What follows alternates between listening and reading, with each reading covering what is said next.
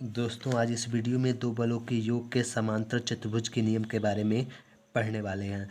तो इसमें क्या होता है, अगर दो बल हैं, एक बल F1 है और एक बल हमारा F2 है और दोनों किसी डायरेक्शन में यानी दोनों के बीच में कुछ कोण है, तो इन दोनों बलों का परिणामी कितना होगा यह हम समांतर चतुर्भुज के नियम से निकाल सकते हैं। तो ये चीज़ हम इस वाले वीडियो में बहुत अच्छी तरह से देखने वाले हैं। तो मान लेंगे पहला बल हमारा F1 है और दूसरा बल हमारा F2 है और दोनों के बीच का जो कोण है वह थीटा है। यानी इस वाले पॉइंट अगर O इसको माना जाए, इस वाले पॉइंट को, तो O पर जो है दो बल लग रहा है, एक F1 लग रहा है ऊपर की ओर इस डायरेक्शन में और ये हमारा एक F2 लग रहा है इस डायरेक्शन में, और दोनों के बीच का कोण कितना है, थीटा डिग्री। तो F1 और F2 को मिलाकर नेट कितना बल इस पॉइंट O पे लग रहा है, ये हम समांतर चतुर्भुज के योग के नियम से निकाल सकते हैं। तो क्या करेंगे, सबसे पहले जो हमारा ये F2 बल का जो ये हमारा हेड है, इस हेड पर F1 बल को शिफ्ट करेंगे। तो शिफ्ट करते समय ये ध्यान रखना है, जो हमारा F1 बल का झुकाव है थीटा डिग्री, वही चीज़ यहाँ पे भी होना चाहिए। वेक्टर को शिफ्ट करते समय ये चीज़ का ध्यान रखते हैं। तो हमारा F1 थीटा डिग्री पर यहाँ पे भी इस तरह झुकाव रहेगा इसका।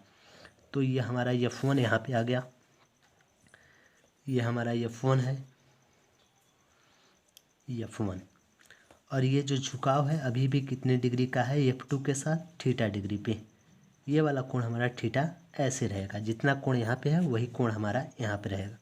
अब हम क्या करेंगे, एक समांतर चतुर्भुज बनाने की सोचेंगे। यहाँ पे हमारा O है, इसको नाम दे देते हैं P, और ये इसको नाम दे देते हैं Q, और इसको नाम दे देते हैं R। अब हम क्या करेंगे, अगर हम R को Q से मिला दें, R को हम क्या करें, Q से मिला दें इस तरह, तो हमारा जो RQPO है वह एक हमारा समांतर चतुर्भुज बन जाएगा। तो इस समांतर चतुर्भुज का जो विकर्ण होगा, जो F1 और F2 को मिलाने वाला जो बिंदु होगा, इस बिंदु से अगर विकर्ण खींचा जाए तो ये जो विकर्ण होगा ये F1 और F2 का परिणामी को दर्शाएगा। यही हमारा समांतर चतुर्भुज का नियम है। ये जो विकर्ण हम बना रहे हैं, ये वाला विकर्ण, ये जो होगा वो हमारा कैपिटल F होगा, जो F1 और F2 के परिणामी के बराबर होगा। यानी F1 और F2 के जो बल है उन सब का योग होगा। और हम इसको निकालने के लिए, F को निकालने के लिए क्या करने वाले हैं, यहाँ पर हम Q से एक लंब डालेंगे। इस वाले पॉइंट से हम एक लंब डालेंगे 90 डिग्री, जो इस तरह होगा, और इसको हम नाम देंगे N, और ये हमारा इस पे लंब होगा। ये वाला कोण कितने डिग्री का होगा, 90 डिग्री। अगर हम F की वैल्यू निकालना चाह रहे हैं, यानी F1 और F2 के परिणामी F की वैल्यू निकालना चाह रहे हैं, तो हम एक समकोण त्रिभुज यहाँ पे देख पा रहे होंगे। O से जाएंगे Q, Q से जाएंगे N, और N से जाएंगे O। तो जो ये हमारा ये त्रिभुज होगा एक बड़ा सा, यह हमारा एक समकोण त्रिभुज होगा। और इस समकोण त्रिभुज का जो कर्ण है, यानी 90 डिग्री के सामने वाला जो कर्ण है, ये हमारा F है, और यही हमारा F1 और F2 का परिणामी है। तो हम इस कर्ण की वैल्यू निकाल लेंगे, तो जिससे हम इसकी परिणामी निकाल पा रहे होंगे। तो सबसे पहले क्या करेंगे, कर्ण को निकालने से पहले इसका लंब मालूम होना चाहिए, और PN यानी यहाँ से लेकर यहाँ तक का ये डिस्टेंस भी मालूम होना चाहिए। तभी हम यहाँ से O से N तक की ये दूरी हम निकाल पा रहे होंगे। और ये तो हमारा दोनों में सेम होगा, छोटे वाला त्रिभुज में जो ये कर्ण होगा और जो बड़े वाले त्रिभुज में कर्ण होगा, दोनों के लिए ये सेम होगा, यानी QN दोनों के लिए कॉमन होगा। तो इसको निकालने के लिए सबसे पहले हम साइन थीटा का यूज करेंगे, और साइन थीटा हमारा होता है लंब बटे कर्ण। क्या होता है, लंब बटे कर्ण। और ये चीज़ हम यूज करने वाले हैं इस छोटे वाले त्रिभुज में, यानी त्रिभुज QNP में। ये समकोण त्रिभुज होगा, तो समकोण त्रिभुज QNP में क्या लगाने वाले हैं, साइन थीटा। साइन थीटा बराबर क्या होगा, लंब बटे कर्ण। अब केवल इस वाले त्रिभुज में हम ध्यान देंगे, QNP में। और जो लंब बटे कर्ण, तो साइन थीटा होता है हमारा लंब बटे कर्ण। तो यहाँ पे जो लंब होगा वह जो इस वाले को मान लें अगर QN को, लंब हम मान ले रहे हैं क्यू एन को, और कण क्या होगा 90 डिग्री के सामने वाला यानी कि F1, और ये हमारा हो जाएगा साइन थीटा।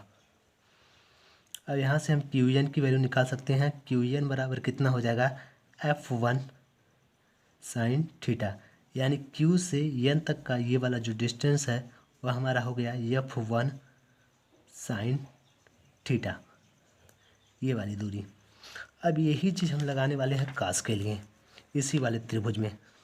यहाँ से देखें, समकोण त्रिभुज क्यू एन पी में, इसी वाले त्रिभुज में क्यू एन पी में ये 90 डिग्री है, इसलिए समकोण त्रिभुज इसको बोला जा रहा है, और तभी हम ये त्रिकोणमितीय अनुपात भी लगा पा रहे होंगे। तो यहाँ पे रखेंगे कॉस थीटा। तो कॉस थीटा हमारा होता है आधार बटे कण। तो आधार क्या होगा, अगर इसको हम लंब माने हैं ये वाला, तो ये वाला हमारा आधार हो जाएगा, यानी कि पी एन। अब बटे कण दोनों के लिए सेम है F1। 90 डिग्री वाला क्या होगा, कण 90 डिग्री के सामने वाला हमेशा कण होता है, तो ये हमारा हो जाएगा Fn। तो यहाँ से हम अगर हम Pn की वैल्यू निकालें तो F1 कॉस थीटा। अब यहाँ से देखें, ये हमारा Pn निकल गया F1 कॉस थीटा, और Q1 निकल गया F1 साइन थीटा। अब इन दोनों को यहाँ पे अगर ये वाला Pn मालूम हो गया, तो यहाँ से Q से लेकर n तक की जो दूरी होगा, यहाँ से यहाँ तक तो हमारा F2 है। अब प्लस ये हमारा Pn और जिसमें ऐड कर देंगे, तो Pn का वैल्यू कितना है F1 कॉस थीटा, ये हमारा हो जाएगा हमारा वैल्यू ON का। तो यहाँ से हम अगर हम ON लिखना चाहें तो लिख सकते हैं F2, यहाँ से यहाँ तक का डिस्टेंस F2, अब प्लस P और N का जो दूरी है Pn कितना है F1 कॉस थीटा। और आगे देखें इधर, और हमारा Q1 मालूम है F1 साइन थीटा। तो अब हम क्या करने वाले हैं, इस बड़े वाले त्रिभुज में OQN यानी समकोण त्रिभुज ONQ में, यहाँ से पूरा ये बड़े वाले त्रिभुज में अब देखने वाले हैं। तो नीचे थोड़ा कर लेते हैं, समकोण त्रिभुज ONQ में इसमें भी पाइथागोरस प्रमेय ही लगाएंगे।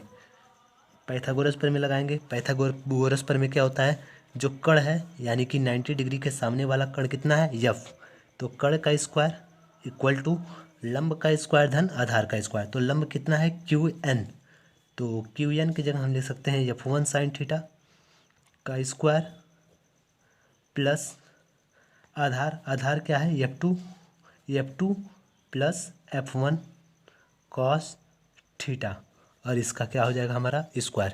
अब इसको क्या करेंगे, जो F1 plus F2 cos theta है इसको a प्लस बी के होल स्क्वायर से सॉल्व करने वाले हैं। तो शुरू करते हैं।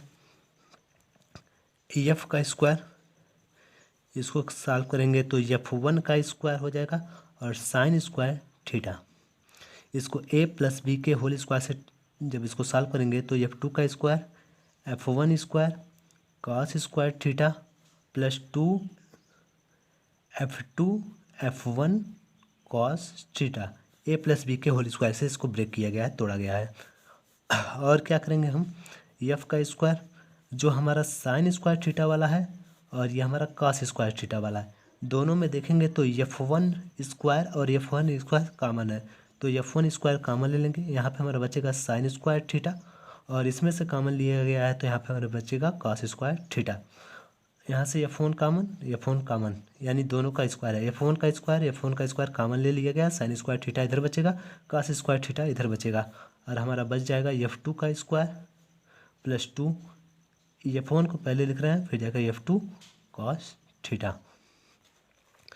अब क्या करने वाले हैं, अब जानते हैं कि sign square theta plus cos square theta कितना होता है 1 होता है, तो F का स्क्वायर F1 स्क्वायर, और ये पूरा हमारा 1 हो जाएगा, 1 से मल्टीप्लाई होगा तो F1 का स्क्वायर हो जाएगा, और ये हमारा F2 का square plus 2 F1 F2 cos theta, और स्क्वायर को जब इधर भेजेंगे तो ये हमारा एक अंडर रूट बनाएगा, बड़ा सा अंडर रूट F1 का स्क्वायर प्लस F2 का square plus 2 F1 F2 cos theta.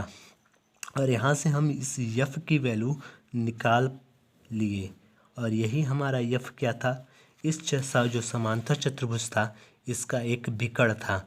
और यही जो विकर्ण है ये क्या कर रहा है, दोनों बलों का यानी F1 और F2 का परिणामी दिखा रहा है। तो परिणामी F बराबर होगा F1 का स्क्वायर, पहले वाले बल का स्क्वायर प्लस दूसरे वाले बल का square plus 2F1 F2 cos theta और पूरे का क्या हो जाएगा अंडर रूट।